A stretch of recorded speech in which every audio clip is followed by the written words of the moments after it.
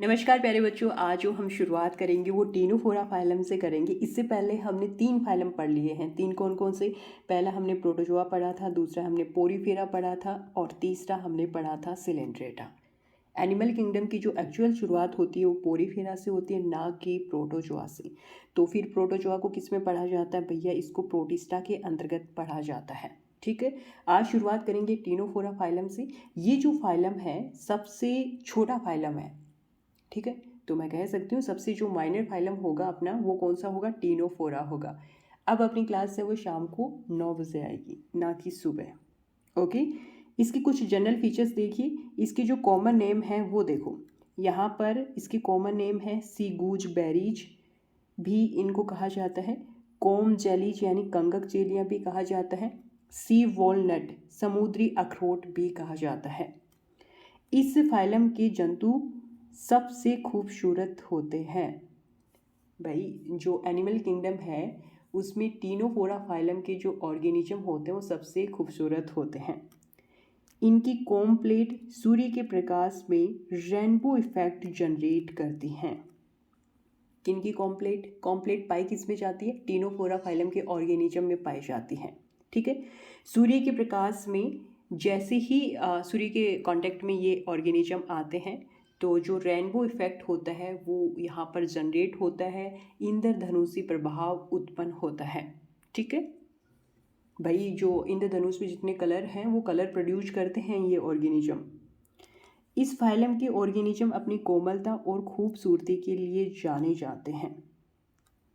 Okay, these organism are meant for their delicacy और beautifulness के लिए जाने जाते हैं। ये क्या होते हैं? पैलेजिक होते हैं। पैलेजिक का मतलब क्या हो गया कि जो वाटर है उसकी सरफेस पर क्या करते हैं? ये तैरते हैं। ठीक है, यानी float on surface of water. ये स्ट्रिक्टली क्या होते हैं? मैराइन होते हैं। मतलब सारे के सारे ऑर्गेनिज्म क्या होते हैं? समुद्री होते हैं। यहाँ पर जो बॉडी ऑर्गेनाइजेशन यानी शारीरिक संगठन देखने को मिलता है वो किस प्रकार का होता है? टिश्यू लेवल का होता है, उत्तक प्रकार का होता है। कुछ ऑर्गेनिज्म में आपको रेडियल सिमेट्री देखने को मिलती है और कुछ ऑर्गेनिज्म में आपको बाई रेडियल सिमेट्री देखने को मिलती है। यानी दो तरीके की सिमेट्री यहाँ पर आपको देखने को मिलेगी।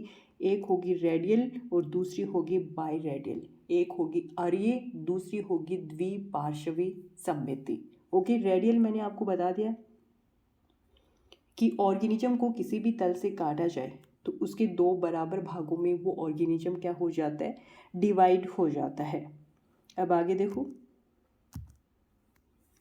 ये ऑर्गेनिज्म डिप्लोब्लास्टिक यानी द्विकोरकी होते हैं। डिप्लोब्लास्टिक का मतलब है इन ऑर्गेनिज्म में 2 जर्म लेयर क्या होती हैं? प्रेजेंट होती हैं। ठीक है, ये जो जीव हैं वो जैव प्रदीप्तशीलता का गुणधर्म दर्शाते हैं। जैव प्रदीप्तशीलता का मतलब क्या होता है?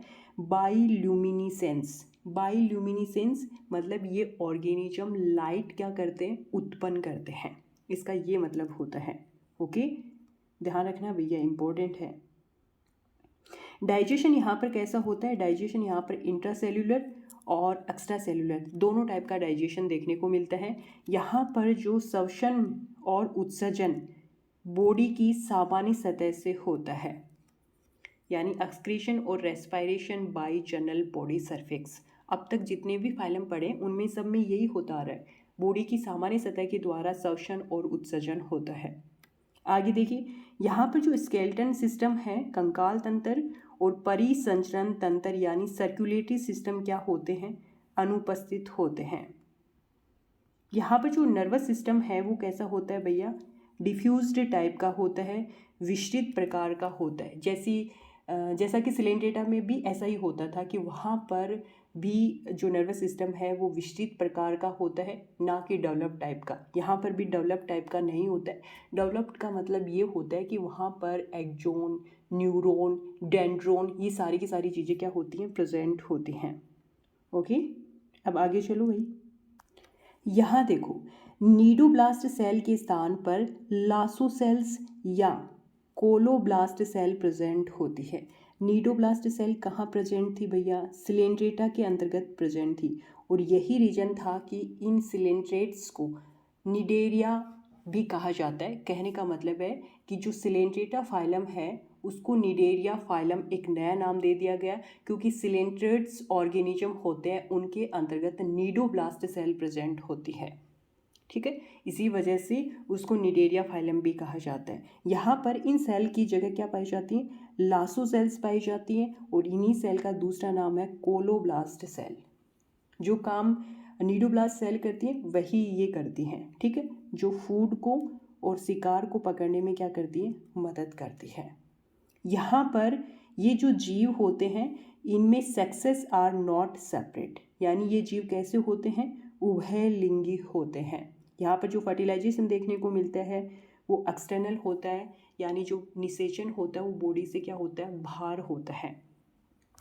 यहाँ पर जो डेवलपमेंट होता है वो इनडायरेक्ट डेवलपमेंट होता है, और जहाँ पर इनडायरेक्ट नाम आ जाए इसका मतलब है वहाँ पर लार्वल फॉर्म क्या होगी, प्रेजेंट होगी। ठीक है, टीनोफोरा फाइलम के ऑर्गेनिज्म में जो लार्वा पाया जाता है उसका नाम है सीडिपिड लार्वा। यहाँ पर जो सेंसरी ऑर्गन है वो स्टेटोसिस्ट है, ध्यान रखना इम्पोर्टेंट है। अब देखो, फाइलम टीनोफोरा की क्लास को 2 पार्ट में डिवाइड किया गया है। पहली है टेंटाकुलेटा और दूसरी है न्यूडा। टेंटाकुलेटा है, इसमें यहाँ पर टेंटिकल्स क्या होते हैं, प्रेजेंट हैं, जबकि न्यूडा में क्या है, अब्सेंट है। अब इसके कुछ एग्जाम्पल देखिए, प्लूरोब्रेंकिया, ओके, और दूसरा है टीनोप्लेना, और तीसरा है यहाँ पर सिस्टम, और इसी को कहा जाता है वीनस क्रीडल। और न्यूडा का जो एग्जाम्पल है वो है बिरोई, और इसको कहा जाता है स्विमिंग आइज ऑफ कैट, बिल्ली की तैरती हुई आंखें। पूछा गया बहुत बार। ठीक है, तो यहाँ पर अपना टीनोफोरा फाइलम है वो कंप्लीट होता है, और अगली जो क्लास होगी वो प्लेटीहेल्मिन्थीज फाइलम पढ़ेंगे हम। तो इस वीडियो लेक्चर में इतना ही, फिर मिलेंगे नए लेक्चर के साथ में। तब तक के लिए जय हिंद, जय भारत।